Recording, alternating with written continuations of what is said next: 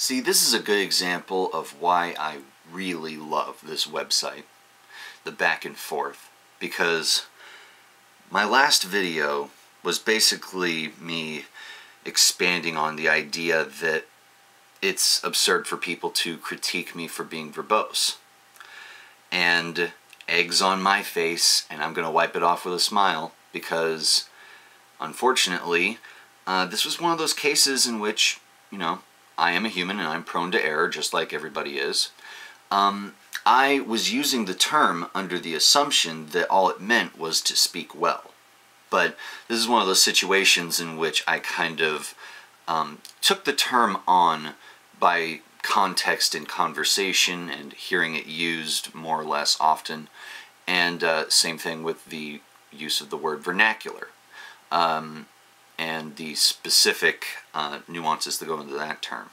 I was just talking about language and vocabulary, and the thing is that verbosity itself is something that it's not something that I think is necessarily negative, but it is something that is not in and of itself conducive to excellent communication, I think.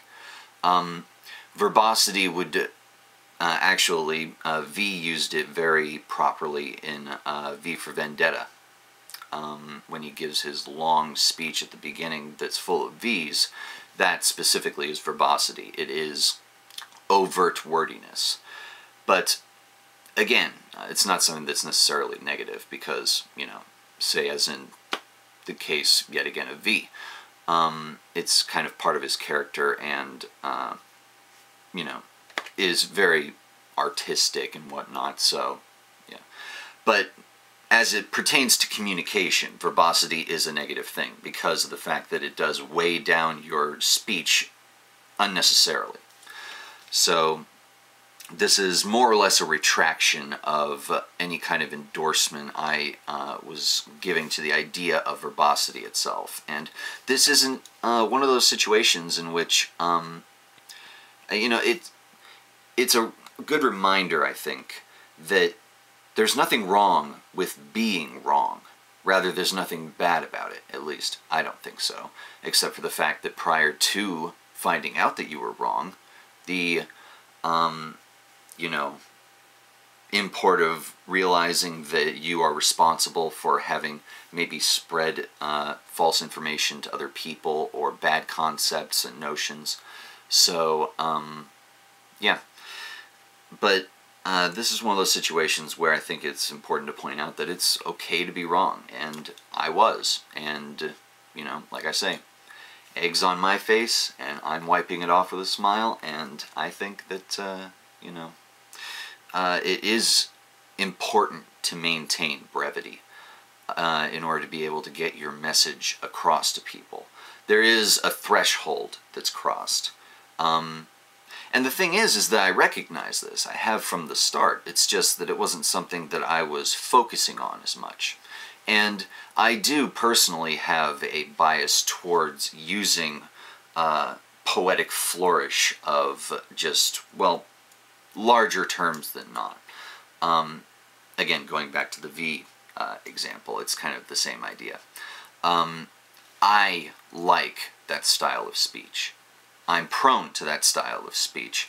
And I just, at the same time, it's going to be difficult for me to try to maintain any type of concision regularly. But at the same time, it's something that I'm going to try to focus on a little bit more often from here forward. And as far as how this pertains to my actual videos, I think that the main thing I need to remember is that when I'm writing, those sentences have to translate well to speech. Otherwise, people are going to get lost in the flurry of what it is that my full sentence is trying to get across, which would be much easier if you were able to read it, say, as an example. So that's something that I think I do need to specifically focus on when I am scripting my videos out. But again, I don't think that any of this diminishes the point of how important more nuanced terms are to higher thought and things of that nature. That specific point that I was trying to make it still stands. But again, I was using the wrong terminology. Verbosity itself is not actually a good thing. So, yeah. Long days and pleasant nights.